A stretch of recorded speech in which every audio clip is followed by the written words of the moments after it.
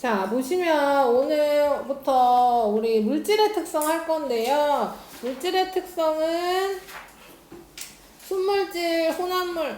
자, 분류부터 할 거야, 분류.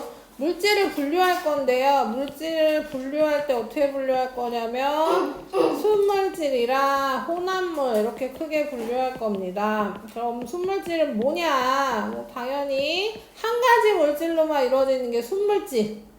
혼합물은 뭐냐? 순물질이 두 가지 이상 섞여 있어 혼합물. 이렇게 분류하고요. 순물질도 두 개로 분류할 겁니다. 어떻게 분류할 거냐면 홑 원소 물질. 화합물로 분류할 거야. 자, 홑원소 물질은 말 그대로 원소가 하나만 있는 거, 하나만. 한 개의 원소. 그래서 우리 대표적으로 우리 뭐 이런 것들, 금, 은, 뭐 이런 애들, 구리, 뭐 이런 애들 아니면 산소, O2, N2, H2 뭐 이런 애들도 다 홑원소 물질이죠. 원소 하나로만 이루어져 있는 거. 우리 주기율표에서 하나만 존재하는 거. 이게 홑원소 물질이고요. 화합물은 이제 원소가 두 가지 이상 있는 건데 우리 분자 생각하시면 돼요. 물이라던가 소금이라던가 이산화탄소라던가 암모니아라던가 뭐 나한테 물어봐 나한테. 자, 이런 애들이 화합물입니다. 그러니까 두 가지 이상이 섞여 있는 게 화합물인데 혼합물이랑 뭐가 다르냐? 혼합물은 내가 뭐라 그랬어? 순물질 두 개가 섞여 있는 거라 그랬죠. 그러니까 소금물 생각하시면 쉬워요. 소금물. 소금이랑 물이랑 섞여 있는 게 혼합물이란 말이야. 그럼 얘는 소금의 성질도 물의 성질도 그대로 가지고 있어. 소금물. 근데 뭐 예를 들어서 NaCl 얘기해볼까? NaCl? NaCl이 뭐게요? 염화나트륨. 염화나트륨이 뭐게요? 소금. 그렇지, 소금이지. 얘는 순물질이에요. 얘는 순물질입니다. 염화나트륨, 소금은 순물질이에요. 얘가 염화랑 나트륨이랑 섞였는데 왜 순물질이냐 하면 결합돼서 완전히 새로운 게 만들어졌다 라는 겁니다. 그럼 순물질이에요. 그러니까 NA의 성질도, 나트륨의 성질도, Cl, 염소의 성질도 전혀 가지고 있지 않아요. 완전히 새로운 물질. 그 나트륨은 보시면 나트륨 고체요, 고체. 금속. 그 나트륨 그 폭발 영상 본 적 있어요? 본 적 없어요?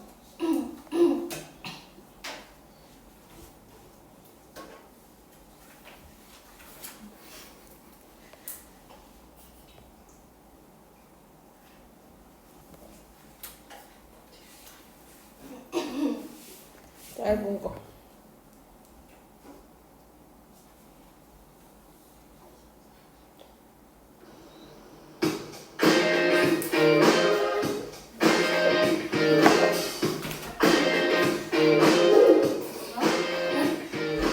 뭐야? 광고야? 아. 다 소리가. 자, 여기 나트륨을 넣는 걸 물에다가.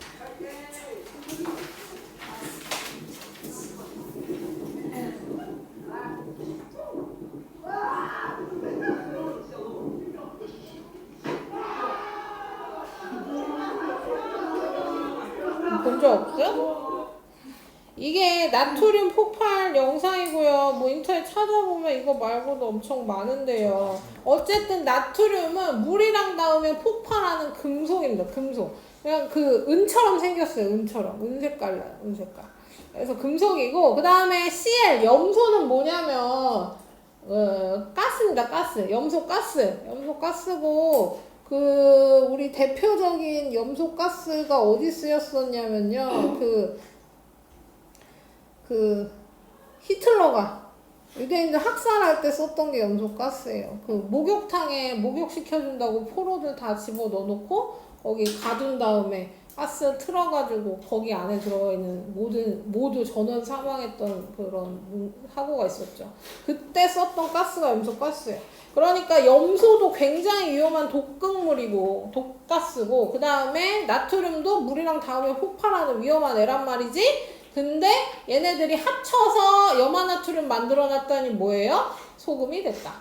그러니까 전혀 관계없다는 얘기죠. 이렇게 완전히 새로운 물질이 된 화합물은 순물질입니다. 그래서 구별하셔야 돼요. 뭐랑 구별하셔야 돼요?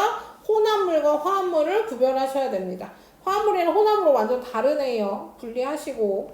자, 그 다음 혼합물도 얘기해 보겠습니다. 혼합물도 두 개로 분류할 건데요. 혼합물은 뭐랑 뭐로 분류할 거냐면 균일 혼합물과 불균일 혼합물로 분류할 거예요. 균일 혼합물은 고르게 섞여 있는 거고, 불균일은 안 고르게 섞여 있는 겁니다. 아까 소금물 얘기를 했는데요. 소금물을 탔어. 물에다가 소금 타서 소금물이 됐어요. 그러면 여길 찍어 먹어보든, 여길 찍어 먹어보든, 여길 찍어 먹어보든 다 짜. 다 맛이 똑같이 짜. 여긴 좀 더 짜고 여긴 또 덜 짜고 뭐 이러지도 않아요. 그냥 다 짜. 똑같이 짜. 이런 게 균일. 불균일은 뭐냐? 불균일은 간단하죠. 불균일은 뭐 하면 알 수 있냐면 흙탕물 보면 알 수 있죠. 흙탕물을 내가 물이랑 흙이랑 섞어놓고 막 저었어요. 흙탕물이 됐잖아. 그쵸? 그리고 딱 놨어. 그럼 어떻게 돼요?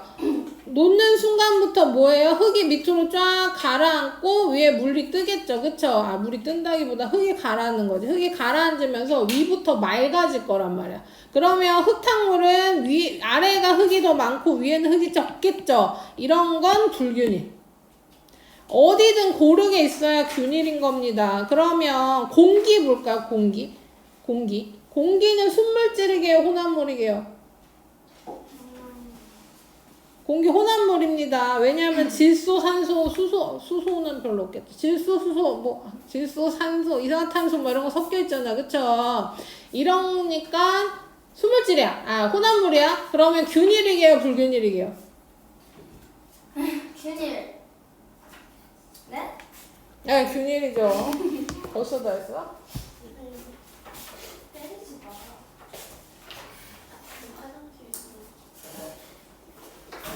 자, 그래서 균일, 불균일 구별하시면 됩니다.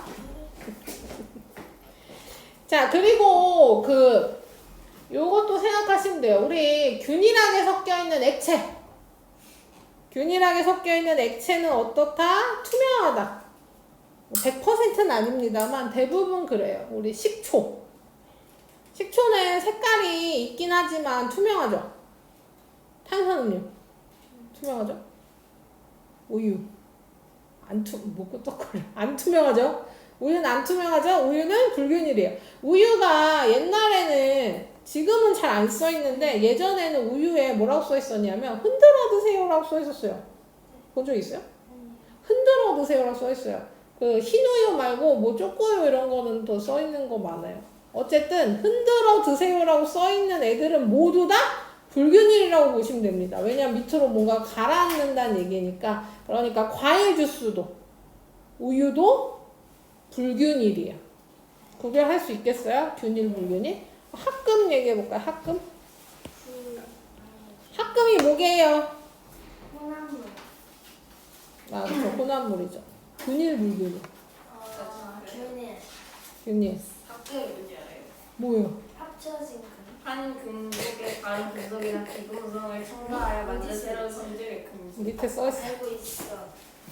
합금은 금속을 섞어서 합금입니다. 합쳐진 금속. 뭐 이렇게 생각하시면 돼요. 합금. 그래서 합금은 균일 혼합물이에요. 왜냐면 금속을 섞으려면 이렇게 조물딱 해서 섞는 게 아니라 뭐 해야 돼요? 녹여야 돼요. 완전히 녹인 다음에 섞는 거기 때문에 이런 거는 균일 혼합물이고, 그 다음에 암석. 돌멩이들 있죠. 돌멩이들은 불균일입니다. 돌멩이들이 고르게 섞여 있진 않아요. 그래서 암석들도 불균일. 자, 그래서 우리가 이제부터 할 단원이 물질의 특성이에요. 물질의 특성. 물질의 특성. 다른 물질과 구별되는 그 물질만이 나타나는 고유한 성질, 물질의 특성입니다. 밑줄 칠게요. 그 낸 사람들은 숙제하고 있어요.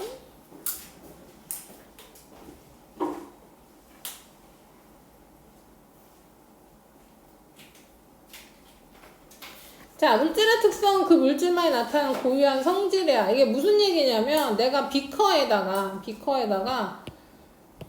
액체를 하나 담았는데요.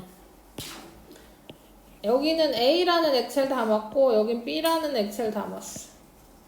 얘는 100g이고 얘는 200g이란 말이죠. 근데 딱 보기에 둘 다 투명해. 물처럼 생겼어요. 그럼 얘네 구별할 수 있어요?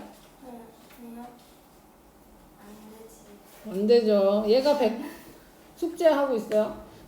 얘가 100이고 얘가 200이라고 해서 얘를 구별할 수는 없어요. 그러니까 우리 질량이나 무게는 물질의 특성이 될 수 없는 겁니다. 양도 마찬가지죠. 부피도 될 수 없어요. 근데 내가 여기다 끓는 점, A는 끓는 점이 100도씨고 B는 끓는 점이 78도씨예요 하면 구별할 수 있겠어요? 얘는 알겠죠? 얘는 뭐예요 그럼? 끓는 점이 100도래. 물이지. 78도인 건 에탄올이에요. 자, 이렇게 구별할 수 있는 겁니다. 그래서 왜 또 안 하네요? 자, 그래서 구별할 수 있어. 그럼 뭐예요? 끓는 점은 물질의 특성이 된다 라고 얘기할 수 있는 겁니다. 그래서 이렇게 물질의 특성은 그 물질만이 나타내는 고유한 성질, 그래서 물질을 종류를 구별하는 데 이용할 수 있습니다. 자, 그럼 내가 쟤를 먹어봐. 아까 그 A, B를 찍어 먹어봐요. 그럼 구별할 수 있겠어요? 없겠어요? 하나는 물이고 하나는 에탄올이야. 안 찍어 먹어봐도 알 수 있겠네요. 냄새만 맡아도. 냄새만 맡아도. 물론 과학 시간에 나오는 어떤 물질을 먹으면 안 되죠. 뭔지 모르니까 죽을 수도 있어요. 하지만 색깔, 냄새, 맛 이런 것도 물질의 특성이 될 수 있습니다. 구별할 수 있으니까요. 그래서 양에 관계없이 일정하다. 이게 중요합니다. 양에 관계없이 일정하다. 양이 많던 적던 물에 끓는 점은 100도죠. 그래서 끓는 점은 물질의 특성이 될 수 있는 거예요. 듣고 있는 거죠? 네. 자, 그래서 혼합물, 순물질 구별하는 거 보겠습니다. 자, 우리 순물질 끓는 점, 녹는 점 보시면 고체, 액체, 혼합물 끓는 점 볼게요. 물은 100도에서 끓어요. 100도에서 끓기 시작한단 말이야. 100도에서 끓고 어때요? 100도에서 끓어서 계속 100도야. 1분을 끓여도 100도고 100분을 끓여도 100도야. 그쵸? 100도에서 쭉 유지된단 말이야. 언제까지? 기체로 변하기 전까지 계속 100도. 근데 이거 뭐지 끓는 점이 직선이면은 상태 변화가 일어나는 거지 않나요? 일어나고 있는 중인 거지. 그럼 상태 변화가 일어난 게 맞아요? 네, 상태 변화 일어나는 거 맞아. 틀렸구만. 아니 저도 틀렸는데 제 친구가 그거 이해를 못해서 쌤한테 이의 제기했는데 쌤이 그거 막 뭐지? 자기 말이 맞는 거라고 어쩌고저쩌고 해서 그 친구가 아직도 모르겠대요. 뭘 모르겠을까? 이거 상태 변화는 구간 맞아. 상태 변화가 제 친구는 그게 상태 변화가 일어난 건지 모르겠대요. 직선이. 온도가 변하지 않으면 상태 변화가 일어나는 건 맞아요. 왜냐면 가열하고 있는 동안에는 가열하고 있는 열 에너지가 상태 변화에 쓰여서 온도가 안 변하는 거기 때문에 상태 변화 됐다고 볼 수, 상태 변화하고 있는 중이라고 볼 수 있는 거죠. 자, 학원 다니라 여기 오라 그래요. 자, 그 다음에 소금물은 물에 소금을 넣으면 혼합물이 되고 혼합물이 되면 끓는 점부터 달라집니다. 끓는 점부터 달라지고 여기서부터 온도가 일정한 게 아니라 어떻게 됐어요? 온도가 올라가고 있죠. 소금물을 끓이면 점점 어때요? 물이 증발할 거 아니에요. 그쵸? 끓이니까 물이 날아갈 거 아니에요. 물이 날아가면 점점 뭐 하는 거예요? 소금물의 농도가 진해지는 거야. 맛으로 따지면 소금물이 점점 짜지겠죠. 물이 줄어드니까. 그쵸? 그렇다면 비율에 따라서 끓는 점이 점점 올라갑니다.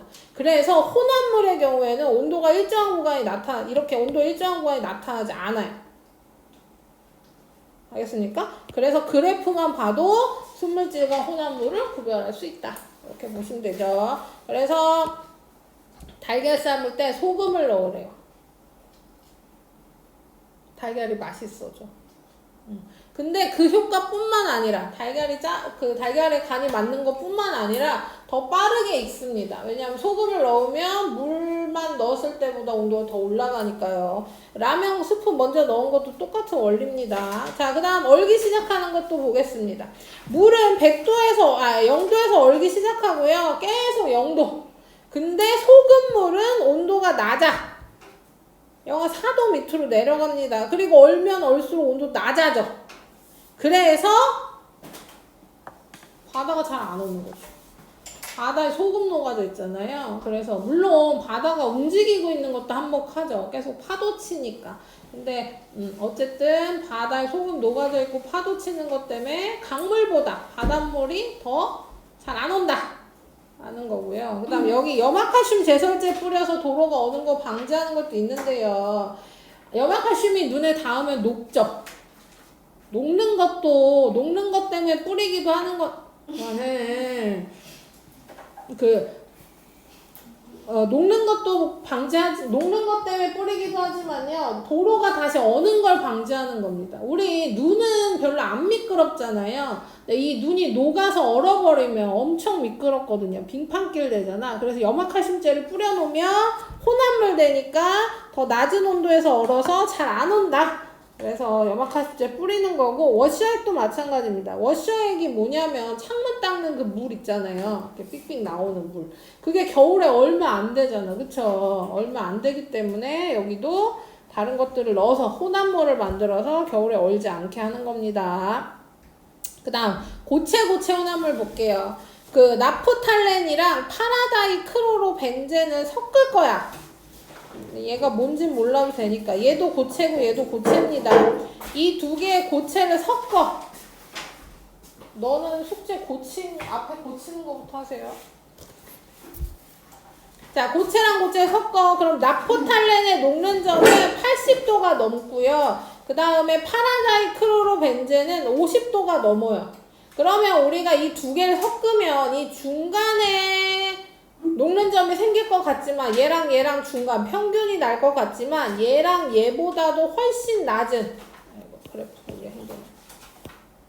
얘랑 얘보다 훨씬 낮은 돛에서 녹는 점이 형성됩니다. 그러니까 훨씬 더 잘 녹는 거예요.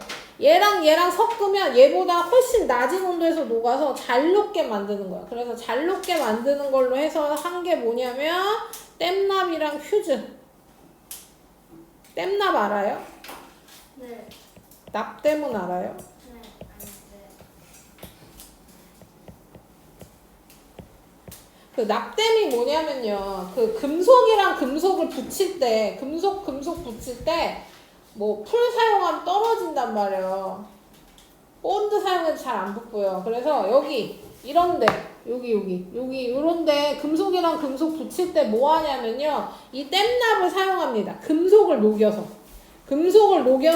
둘러주는 거예요. 그러면 붙겠지. 굳으면. 그쵸? 그래서 그때 잘 녹으라고 땜납을 쓰는 거고요. 퓨즈는 뭐냐면 너네 두꺼비집 알죠? 두꺼비집 안에 이런 애가 들어갔었어요. 옛날에. 이렇게 생겼어. 그리고 여기가 나사로 이렇게 고정돼 있어. 전선이 이렇게 연결돼 있어. 이게 뭐냐면 전원 차단기야. 우리가 지금은 전원 차단기가 이렇게 단추로 딸깍하는 그 스위치로 돼 있죠. 근데 옛날엔 그게 퓨즈로 돼 있었던 거야. 그래서 너무 과한 전류가 집에 흐른다? 그러면 얘가 녹아. 끊어져. 그럼 어떻게 돼요? 전원이 차단되는 거야. 그래서 정전되는 거죠. 그러면 이거 퓨즈 다시 가는 거, 새 퓨즈를 끼는 겁니다. 옛날엔 집에 퓨즈가 이렇게 구비돼 있었어요. 정전되면 이거 갈아야 되니까 퓨즈를 사놨다. 그러면 정전되면 퓨즈 갈고 이런 식으로 이거 다 그 열에 잘 녹게 만든 금속들이죠. 그래서 그런 식으로 고체랑 혼합물의 차이가 있다. 이렇게 하는 겁니다. 61쪽 푸시면 돼요.